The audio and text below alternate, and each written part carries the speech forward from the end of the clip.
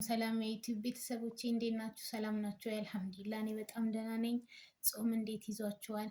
አለው አልሐምዱሊላህ። ዛሬ የምንሰራው የናና ጁስ ነው። እንዴት አድርገን የናና ጁስ እንደምንሰራ እናያለን። ቆንጆ የሆነ የናና ጁስ ጥም ቆራጭ ሆነ እንሰራለን።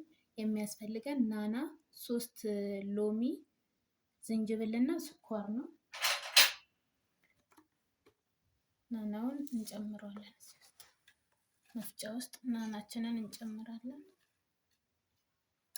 ከዛ ሎሚያችንን ሁለት ቦታ አድርገን ቆርጠዋለን። ልጠናው ልጣጩን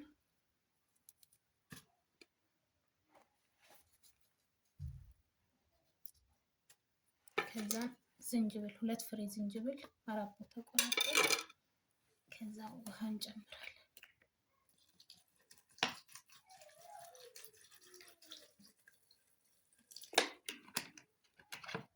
ውሃ ጨምረን ትንሽዬ ስኳር ጨምረን እንፈጫለን።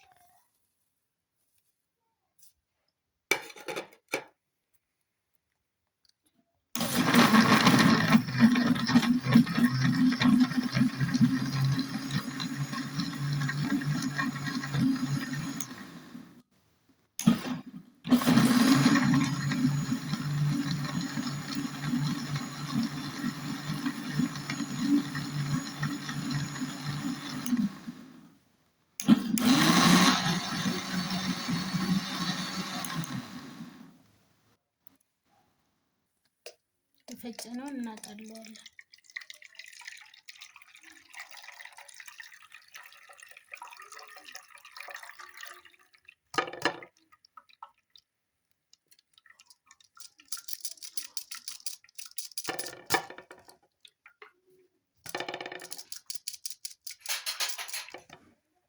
ከዛ መልሰን ለመፍጨት መፍጫችን ውስጥ እንጨምረዋለን።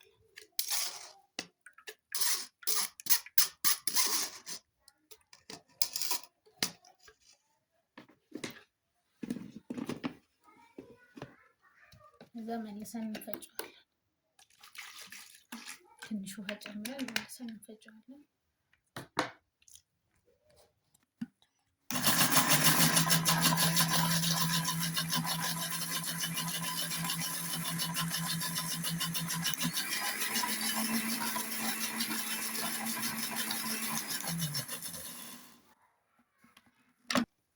ከዛ መልሰን የፈጨነውን እናጠለዋለን ድጋሚ ማለት ነው። ሽታው ደስ ይላል። ለሆድ መነፋት ራሱ ቆንጆ ነው።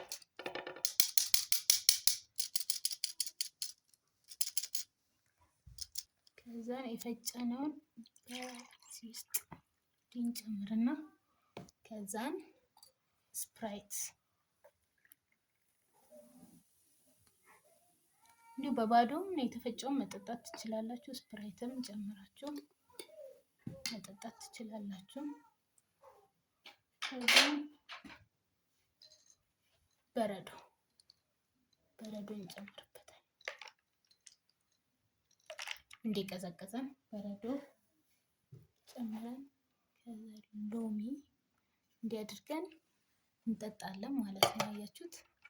የናና ጁሳችን በዚህ ረመዳን የፋሲካ ጾምም ነው። ይሄንን ለጥም ቆራጭ የሆነ ምርጥ ነው። ፍጡር ሰዓት ላይ ይሄንን ብንጠጣው ሆዳችንም አይከብደውም።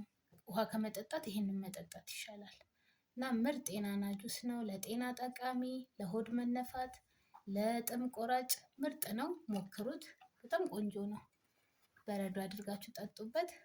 አመሰግናለሁ። ላይክ፣ ሰብስክራይብ ማድረግ እንዳይረሳ። አመሰግናለሁ። ወዳችኋል።